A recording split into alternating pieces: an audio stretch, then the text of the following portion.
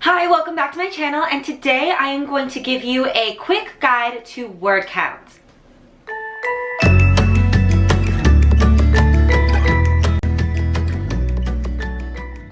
Oftentimes when you look at guides for querying agents or editors, you'll see them talking about being the appropriate word count.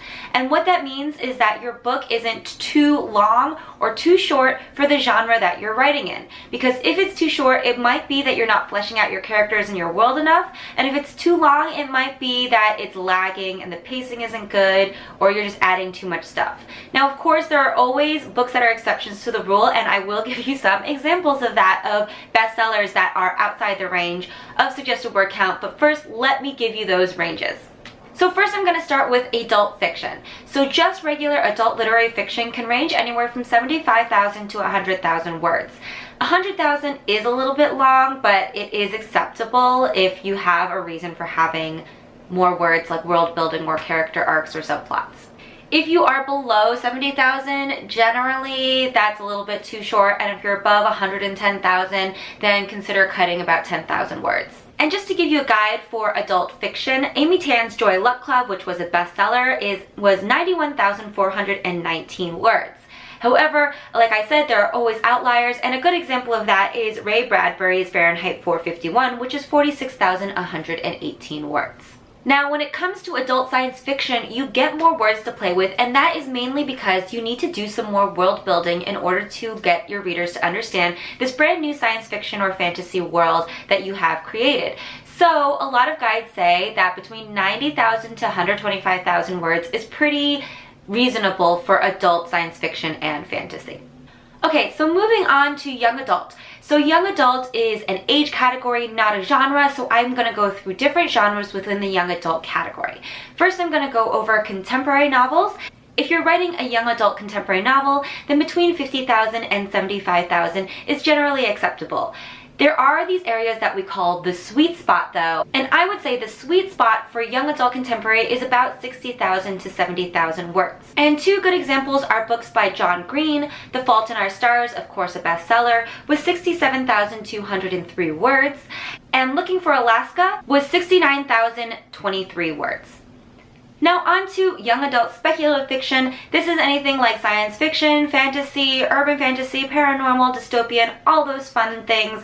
The word count can be a little bit higher for these because you do have to do more world building. So for these, generally you can write it between 60,000 to 100,000 words, and the sweet spot is generally between 75,000 and 85,000 words. I would say you going a little bit above, a little bit below, 5 to 10,000 words above or below, it is workable. And if you have a really good reason for why you need more words or why you don't need more words, then you can definitely still submit that novel to an agent or an editor. You just have to make sure that the story that you've written sounds complete and fully fleshed out, or isn't lagging too much.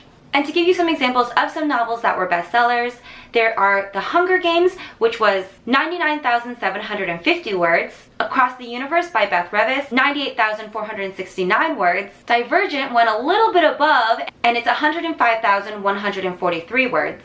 And The Uglies by Scott Westerfeld was 87,274 words. Now, like I said, you can go a little bit above or below if you have a very good reason for that. And of course, there are examples of these outliers amongst the bestsellers as well. There is The City of Bone by Cassandra Clare, which comes in at a whopping 130,949 words. Twilight was 118,975 words, and Graceling was 115,000 words approximately. Now on to middle grade. Middle grade can range from 20,000 to 55,000 words, and that is a huge range of words, but that's just because that lumps in both lower middle grade, which is for a little bit of a younger audience, and upper middle grade. So to separate those categories, younger middle grade is generally between 20,000 and 35,000 words. Upper middle grade usually ranges between 50,000 to 60,000 words, but I would say the sweet spot is between 45,000 and 55,000 words. So you have books like Charlie and the Chocolate Factory by Roald Dahl, which was 30,644 words. I would argue that that is a little bit more of the younger middle grade section. And then you do have books like The Giver, which maybe is more young adult, but also it could be lumped in with middle grade, and that one is 43,617 words. And of course, I'm going to give you some outliers for this. All the outliers happen to be in the fantasy or science fiction genre. Percy Jackson and the Lightning Thief, which is the first book in the Percy Jackson series, is definitely a middle grade as he is 11 years old in that book. However, it is 87,223 words. The Golden Compass, which is also age-wise considered a middle grade, was a whopping 112,000 words. And of course, there are the Harry Potter books, which do jump from the middle grade genre to the young adult genre about halfway through, but the very first book, Harry Potter and the Sorcerer's Stone, was 77,325 words. So you can see that these books definitely don't always fall within the range. Sometimes they're not even close to the range. I will argue that Percy Jackson series and Harry Potter series are kind of straddling the line between middle grade and young adult. The only reason the first books really fall within the middle grade category is because of the ages of the main characters, so the things they go through are very middle grade topics. However, as they grow in age in the series, it does become more of a young adult series. And I'll give you a great example for where Harry Potter does still break the mold of the young adult fantasy genre word count. The longest book in the Harry Potter series, and probably the book where it jumps into being middle grade, is Harry Potter and the Order of the Phoenix, and that book was, drumroll please, 257,154 words. And I don't know, that was actually my least favorite Harry Potter book. Angsty Harry was just not for me, but yes, maybe it just dragged on for me because it was 257,000 words. My favorite book in the series, if you guys care, was Harry Potter and the Prisoner of Azkaban, and that is still a lot of words for what is technically a middle grade novel, and that was 106,821 words. So word counts, like I said, can always go a little bit above or a little bit below these ranges that I'm giving you, but you definitely have to have a good reason for it. And at the end of the day, a well-written story will trump any of these arbitrary guidelines that you are given. But it does take a lot of practice and skill to understand when you're actually doing it well. So that's also important as well.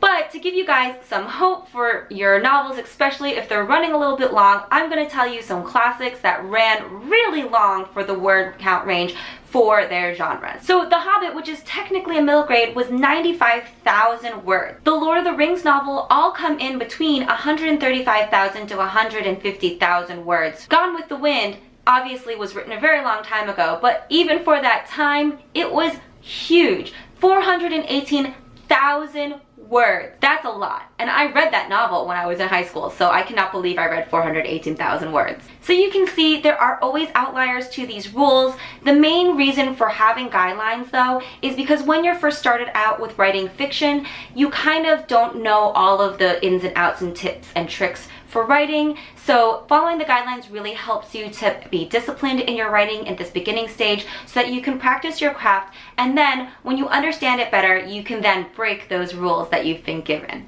So that's my guideline for word count across genres. If you have any comments, questions, or ideas for future videos you'd like me to make, then I'd love to see it as a comment down below, or you can tweet at me at KatShow. And if you like this video, I would really love a thumbs up or a subscription to my channel, and I'll see everybody next time.